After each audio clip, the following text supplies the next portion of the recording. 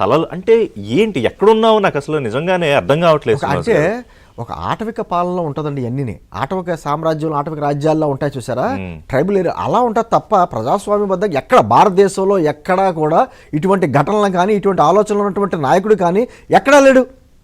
రాష్ట్రానికి సంబంధించినటువంటి అంశాల్లో ఎంతవరకు స్పందించాలో అతనికి తెలియదు. అతను నేను ఇందా చెప్పినట్టుగా చెప్తున్నాడు సార్, మేము అధికారంలో మాత్రమే లేము, మా ఉన్మాదం ఎక్కడా తగ్గలేదు, ఖచ్చితంగా మా ఉన్మాదం ఏంటో మేము నిరూపించుకుంటున్నాం అని పోలీసు యంత్రాంగానికి ప్రభుత్వానికి ఒక ఛాలెంజ్ విసురుతున్నాడు. అతను సీటు మారింది కానీ మైండ్ స్టేట్ మారలేదు. అతను మారలేదు. అతనికి ఏంటంటే ఒక విధమైన ముఠా నాయకుడు.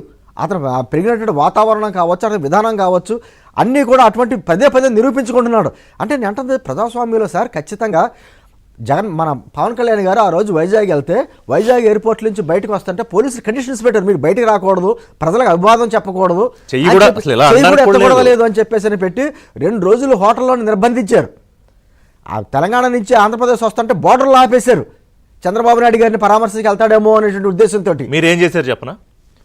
మీ ప్రభుత్వం మీరంటే 9:30కి బయలుదేరాడు, 3:30 అంటే సుమారు 7-8 గంటల పాటు రోడ్లు బ్లాక్ చేసుకుంటూ, అభివాదాలు చేసుకుంటూ, దండలు వేయించుకుంటూ, రప్పాకి చేతులు ఊపుతూ చివరికి చంపేసి వెళ్ళిపోయాడు. నేను అంటుంది అదే, పోలీసులు ఇమ్మీడియట్గా అతను నిబంధనలు ఉల్లంఘించినందుకు ఎందుకు కేసు పెట్టలేదు ఆ రోజే? అక్కడే ఆపాలి కదా. అక్కడ ఆపితే అక్కడి నుంచి స్టార్ట్ అవుతాయి, ఎన్ని కేసులు యాడ్ అవుతాయి. అతను ఏమంటున్నాడు, నాకు ఆల్రెడీ 38 కేసులు ఉన్నాయి, ఆల్రెడీ జైలు జీవితం అనుభవం ఉంది, ఆల్రెడీ లెక్కర కేసు వస్తుంది, అదే 39 కేసు అవ్వచ్చు, ఇప్పుడు ఈ కేసు 40 కేసు అవుద్ది, ఏమవుద్ది అంటే ఇప్పుడు దీనికి కూడా అతనే లెక్క చేయడు. ఒకవేళ పెట్టి నాన్ అవైలబుల్ అంటున్నారు. ఏముంది సార్, విక్టోరియా హాస్పిటల్లో జాయిన్ అవుతాడు, ఆరోగ్యం బాగోలేదని ప్లాన్ ఉండొచ్చు. ఇప్పుడు ఎలాగ బెంగళూరులో ఉంటాడు అతను, అక్కడ విక్టోరియా హాస్పిటల్లో ఎక్కడ జాయిన్ అవుతాడు, ఆరోగ్యం బాగోలేదని చెప్పి జాయిన్ అవ్వచ్చు. అతనికి సలహాలు చెప్పేటువంటి అటువంటి మైండ్ సెట్ ఉన్నటువంటి న్యాయవాదులు అతనికి ఉన్నారు కదా. ఏ విధంగా తప్పించుకోవాలి, ఏ విధంగా అరాచకాలు చేయాలంటే ప్లాన్ చెప్పేసినటువంటి వ్యక్తులు ఉన్నారు. నేను అంటే ఇది మనం గతంలోని మాట్లాడితే దండుపాళ్యం బ్యాచ్ అని మనం మాట్లాడుకునే వాళ్ళం. నిజంగా దండుపాళ్యం బ్యాచ్ కూడా సిగ్గుపడుతుంది. వీళ్ళ ముందు చూసి వీళ్ళు చేసే అరాచకాలు, వీళ్ళ ప్లానింగ్లు ఇన్ని కుట్రలు చేసి వాళ్ళు చాలా సిగ్గుపడతారు. అండమాన్ నికోబార్ ఐలాండ్స్ దగ్గర తాజాగా నేను చదువుతుంటే ఒకటి ఏంటంటే, ఇప్పటికీ కూడా అక్కడ ఒక తెగ ఉంది, ఒక జాతి. అక్కడ కనీసం ఒక 10 కిలోమీటర్ల డిస్టెన్స్లో ఎవరూ లేకుండా నిషేధాజ్ఞలు ప్రభుత్వం విధించింది చాలా స్పష్టంగా. ఎందుకంటే అక్కడికి వెళ్ళిన తర్వాత ఇంకెవడు వెనక్కి రాడు, ఒక బోట్ వెళ్ళినా ఒక మనిషి వెళ్ళినా కానీ. ఇప్పటికీ ఆ తెగ అదే ఫాలో అవుతోంది. మరి ఇప్పుడు ఆ తెగ గురించి ఎందుకు చెప్పాను మీకు అర్థమైంది? నేను అంటే విషయంగా ఎందుకు మాట్లాడుతున్నానంటే, కూటమి ప్రభుత్వం అదేవిధంగా పోలీసులు సహా ఒక్కసారి ఆలోచించాలి. రాష్ట్రం బాగుండాలి అంటే, రాష్ట్రంలో పెట్టుబడిదారులు రావాలంటే, రాష్ట్రంలో ప్రశాంతమైన వాతావరణం ఉండాలంటే, రాష్ట్రంలో శాంతి భద్రతలు ఉండాలంటే జగన్మోహన్ రెడ్డిని రాష్ట్రం నుంచి బహిష్కరించాలి. ఎందుకు బహిష్కరించాలి? అతనికి ఇచ్చినటువంటి ఉన్నటువంటి ప్రాథమిక హక్కులన్నీ కూడా ఉల్లంఘించాడు. అతను పదే నిరూపిస్తున్నాడు, నేను వస్తాను, అరాచకం చేస్తాను, మీరు ఏం చేయాలని అడుగుతున్నారు. ఒక మామూలు పౌరుడు కాదు, ఒక రాజకీయ పార్టీకి అధినేతగా ఉన్నాడు, అంటే మాజీ ముఖ్యమంత్రి. రాజ్యాంగం వ్యక్తులను బట్టి, వాళ్ళ ఉన్న పదవులను బట్టి, వాళ్ళకున్న డబ్బుని హోదాలను బట్టి అక్కడ రాజ్యాంగం రాలేదు.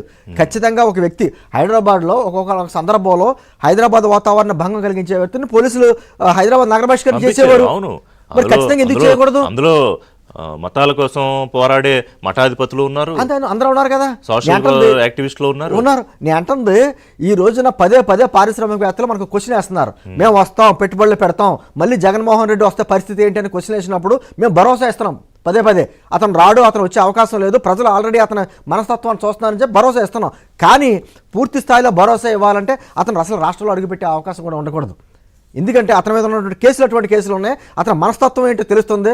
పదే సినిమా చూపిస్తున్నాడు. ఏంటంటే జగన్మోహన్ రెడ్డి చూపించే సినిమా రక్త చరిత్ర కాదు, ఇది అసలైన రక్త చరిత్ర. ఇది జగన్మోహన్ రెడ్డి సినిమా చూపిస్తానని మాట పదే చెప్తున్నాడు, మామూలుగా మాట్లాడలా. నేను రక్త చరిత్ర చూపిస్తున్నాను ఓపెనింగ్ రిమార్క్స్ లో అతను క్లియర్ గానే చెప్తున్నాడు.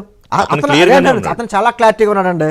నేను వస్తే ఇలా చేస్తాను, నేను వస్తే ఇటువంటి ఘటనలే జరుగుతాయి, నా మనస్తత్వం ఇది, నా దగ్గర డబ్బు ఉంది, ఏదైనా చేయగలను, నేను ఎవరినైనా వ్యవస్థలన్నింటినీ కొనగలను, భయపెట్టగలను. పోలీసులు కూడా భయపడుతున్నారా నాకు డౌట్ వస్తుంది. మళ్ళీ ఏమైనా జగన్మోహన్ రెడ్డి వస్తే అతని మీద ఏమైనా చర్యలు తీసుకుంటే, మళ్ళీ వస్తే మన దగ్గర చర్యలు తీసుకుంటాడైనా భయపడుతున్నారా? ఎందుకు అనుమానాలు వస్తుంటే ఈ రోజు నా ఎస్పీ గారు సమాధానం చెప్పాలి. నేను పదే జిల్లా స్థాయి అధికారి సార్, అతను ఏ ఆధారం లేకుండా ఏదో అతనికి వచ్చిన సమాచారం ప్రకారం ప్రెస్ మీట్ పెట్టి ఈ మీట్కి ఎలా చెప్పేస్తాడు అతను? అదే ప్రభుత్వానికి మచ్చ కదా. అతను ప్రభుత్వ రిప్రజెంటేటివ్. అతను మాట్లాడింది మాజీ ముఖ్యమంత్రి విషయంలో, ఇటువంటి ఒక వ్యక్తి చనిపోయిన తర్వాత కనీసం మీరు అన్నట్టుగా అంటారు సార్, ఒక సానుభూతి, ఒక మానవత్వం, ఒక విధానాలు పోన్లే ఎవరో పొరపాటునే పడ్డాడు, అతను పడిపోయాడు, అతన్ని తీసుకెళ్లి ఇమీడియట్ హాస్పిటల్లో జాయిన్ చేయించడం చూశారు. ఇప్పుడు ఒకసారి అతను full అందరూ screen- full విజువల్స్ screen చూపిస్తారు visual కదా, ఏమో ఇప్పుడు వాళ్ళందరూ క్యారవాన్ ఆపుతున్నారు శ్రీనివాస్ కదండి, గారు పడిపోయాడు చూడండి, ఆపుతున్నారు కదా పడిపోతే ఆ అందరూ. చుట్టుపక్కల వాళ్ళు అయ్యో అయ్యో అని ఏదో పడిపోయాడను ఏదో అంటూ వాళ్ళు వస్తున్నారు. మరి అదే అంటారు ఆ తర్వాత అయినా అంటే అలా కాదు, ఆపుతారండి. ఆయన మానసిక స్థితి వీళ్ళకి కూడా వచ్చేసిందా? మామూలుగా అయితే అందులో ఎవడో ఒకడు పక్కకు తీసుకెళ్ళడమో బండి మీదో హాస్పిటల్ దగ్గరలో ఉంటుంది కదా, 10 ఆ కిలోమీటర్లు, మానసిక 20 స్థితి కిలోమీటర్లు. వచ్చేసిందే కదా, అటువంటి మానసిక స్థితిలో ఉన్న వాళ్ళే ఆ పార్టీలో మనగడగలరు. ఓకే, దాదాపు అరౌండ్ అంతే, ఆ మానసిక స్థితి, అటువంటి విధానాలు, అటువంటి ఆలోచనలు ఉన్న వాళ్ళే ఆ పార్టీలో మనుగడగా చేయగలరు, లేదా చేయలేరు. ఏమో సార్, ఇప్పుడు మనం రోడ్డు మీద వెళ్తుంటే కనీసం మనకి సంబంధం లేకపోయినా కూడా ఎక్కడైనా యాక్సిడెంట్ జరిగితే ఇమీడియట్ గా మనం అనేక పేపర్లో చూస్తూ ఉంటాం, మంత్రి గారు వెళ్తుంటే యాక్సిడెంట్ అయితే అన్ని అంబులెన్స్ ని పిలిచి ఎక్కించి దగ్గరుండి చర్యలు ఎవరంటారు ఈ డాక్టర్లందరికీ ఆదేశాలు ఇచ్చారని చెప్పి రకరకాల మాడుకుంటాం. కనీసం తన వాహనం కింద పడిన వ్యక్తిని ఆ డ్రైవర్కి తెలియదా? మీరు చెప్పినట్టుగా ఆ డ్రైవర్కి కూడా తెలియలేదా? ఖచ్చితంగా ఎందుకు సార్, ఇది చాలా చిన్న విషయం, అది ప్రతి వాళ్ళకి తెలిసిన విషయమే, కానీ ఆపలేదు అంటే అటువంటి ఆలోచన ఉన్నటువంటి వ్యక్తులు. అతను కూడా ఒక పోలీస్ డిపార్ట్మెంట్ సంబంధించిన వ్యక్తి అని చెప్పి బయటకు వస్తుంది. ఎప్పటి నుంచో ఉన్నాడు జగన్ మోహన్ రెడ్డి నమ్ముకున్న వ్యక్తి. నేను అంటుంది అటువంటి ఆలోచనలు ఉన్న వ్యక్తులు ఎలా ఉంటారా? నేను అంటే ఈ ఎన్ని సెక్షన్లు, వీటి మీద ఎన్ని సెక్షన్లు పెట్టాలో మీరు ఏమైనా లాయర్లు ఉంటే వాళ్ళని అడగాలి, కేసులు ఎన్ని సెక్షన్స్ పెట్టాలి, ఏ విధంగా. నేను అంటుంది, నేను జగన్మోహన్ రెడ్డి అతను సంఘ విద్రోహ శక్తిగా మారుతున్నాడు, అతను పదే అతన మనస్తత్వాన్ని నిరూపించుకుంటున్నాడు, పదే నేను సినిమా చూపిస్తానని ఏ విధమైన సినిమా చూపిస్తున్నాడో మనకు తెలుస్తుంది. అతను చేసే పరామర్శలు ఎటువంటి పరామర్శలు? ఆ రోజు మహిళా అధికారులు ఉన్నారని కూడా చూసుకోకుండా, లేకపోతే తెలుసో మరి బట్టలు మాటలు, దాని మీద చర్యలు లేవు. అతను ఎటువంటి పరామర్శ చర్యలు అదే. ఇంకొకటి ఎవడన్నా మహిళా పోలీస్ ఆఫీసర్ బట్టలోడు తీస్తానంటే ఏమవుతుంది వాటికి? అదే అంటానండి, పోలీసు ఆఫీసర్స్ రోడ్డు మీద బ్యారికేడ్లు దగ్గర గొడవలు పెట్టిన ఆల్మోస్ట్ కొట్టినంత పని చేసాడు అంబటి రాంబాబు. అంటే అంబటి రాంబాబుకి ఇప్పుడు ఆ బ్యారికేడ్లు తొలగించడంలో అతని ప్రధాన పాత్ర కదా, మరి అతను మరి ఈ కేసులో ఎందుకు ఇరికించిన పేరు లేదు? వైవి సుబ్బారెడ్డి పేరు, మిగతా పేర్లు అన్ని పెట్టారు కదా, ఎందుకు పెట్టలేదు? ఏదో జరుగుతుంది. ఏదో శ్రీనివాస్ గారు అంటే ఆ పాత వాసనలు పోని లాయల్టీస్ ఇంకా అక్కడే ఉన్న అధికారులు. మీరు ఏమనుకోనంటో మాట అంట శ్రీనివాస్ గారు, ఏమనుకోకండి.